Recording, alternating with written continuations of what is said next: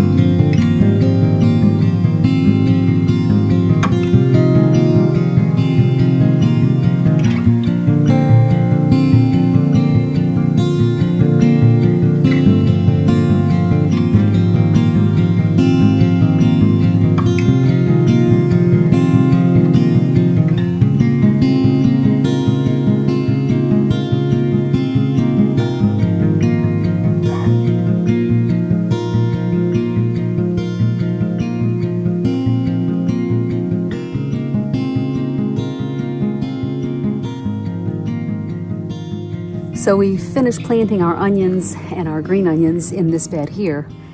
And although the soil in the beds are a lot more wet than what we would like for planting, we're just going to go with it because it's a beautiful blue sky, sunny day. I think it's 70 degrees. It's perfect. And we want to take advantage of that nice weather to go ahead and get some plants in the ground. I know that looks like a lot of green onions right here, but I have my freeze dryer now. So the more they multiply, the more I'm going to freeze dry and preserve.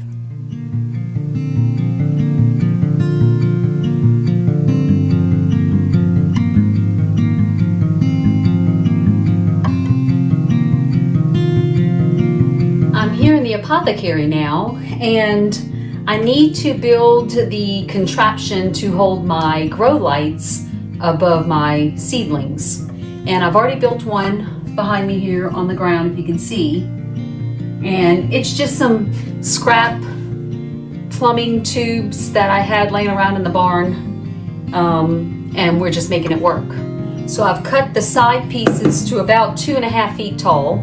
I've got some elbows for the top, like this. And then we're gonna put the top piece in, and I think I cut that 3 feet. And then I've got just some scrap pieces that I had laying around that I'm gonna kinda put on the feet. Just whatever I could find laying around, so. Okay.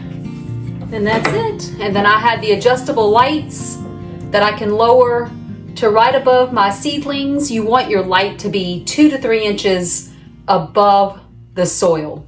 So as you can see, I've got my lights set up, and I just used some clothesline string and some extra tubing I had to separate them in the middle.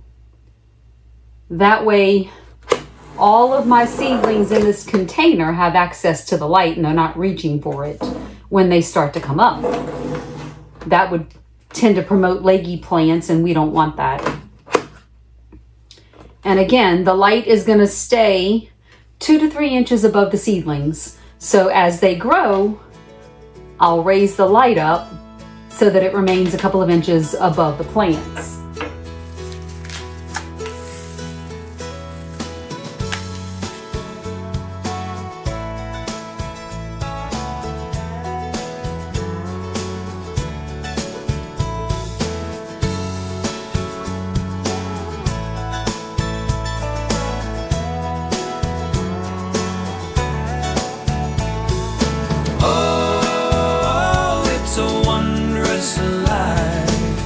Living off the land, what God has provided.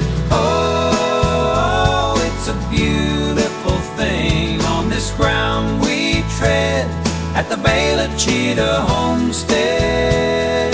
The Bala Chitto Homestead.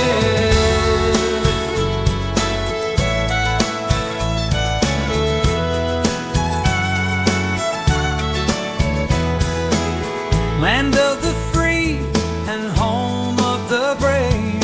Nature, God, and country, it's the only way. He's given us more than we need to survive. On this little speck of dirt, we thrive. Oh, it's a wondrous life. Living off the land, what God has provided. Oh, it's a beautiful thing on this ground we tread at the Bala Chitto Homestead. The Bala Chitto Homestead.